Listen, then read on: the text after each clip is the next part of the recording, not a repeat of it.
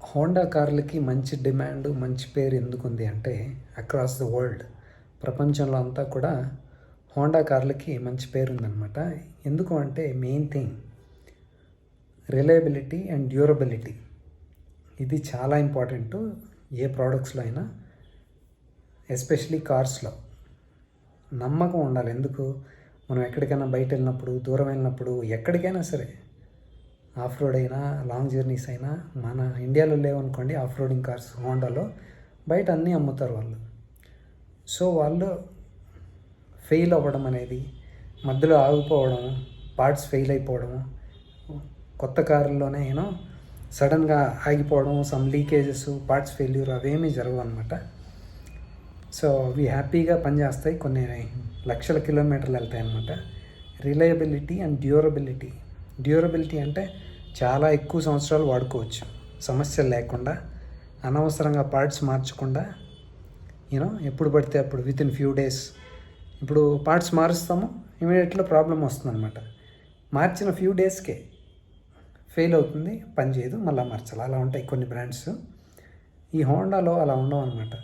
మంచి క్వాలిటీ ఉంటాయి, కరెక్ట్గా పని చేస్తాయి, వాటి పని అది చేస్తాయి, ఎక్కువ రోజులు వస్తాయి అన్నమాట. మన్నిక బాగుంటుంది. అది చాలా ఇంపార్టెంట్ కదా కార్లో. మనకు రిలయబుల్గా ఉండాలి, ఎక్కువ రోజులు పనిచేయాలి. ఇంకేం కావాలండి మన కారులో? ఇప్పుడు ఎవరైనా కార్లు కొనేది 1 or 2 ఇయర్స్కి మార్చడానికో, 1 or 2 ఇయర్స్లో ప్రాబ్లమ్స్ ఫేస్ చేయడానికో కాదు కదా.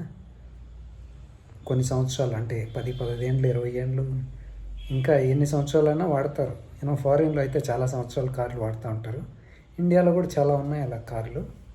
అలా వాడాలి, ఎక్కువ సంవత్సరాలు వాడాలి, కారు నమ్మకంగా ఉండాలి, ఎక్కువ ఖర్చు పెట్టకుండా, చాలా సంవత్సరాలు పనిచేయాలి అంటే వాళ్ళు కళ్ళు మూసుకొని హోండా కొంటారనమాట చాలా దేశాల్లో.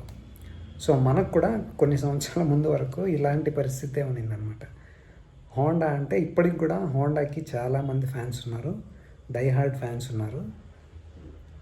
హోండా కార్లు కొత్తవి రావాలి, కొత్త మోడల్స్ రావాలి, ఫేస్ లిఫ్ట్లు రావాలి. ఫేస్ లిఫ్ట్లు కూడా ఏమున్నాయి, ఉన్న కార్లు కూడా తీసేశారు కొన్ని సంవత్సరాల ముందర. ఇప్పుడు ఉండేది వాళ్ళవే 3. యాక్చువల్గా అయితే కొన్ని ఫ్యూ ఇయర్స్ ముందు వరకు 2 ఉండేవి, సిటీ అండ్ అమేజ్ అనమాట.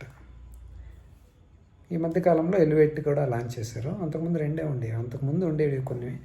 కానీ వీళ్ళు ఎందుకో ఇండియన్ మార్కెట్ అంటే కాస్త నెగ్లెక్ట్ చేస్తున్నారు.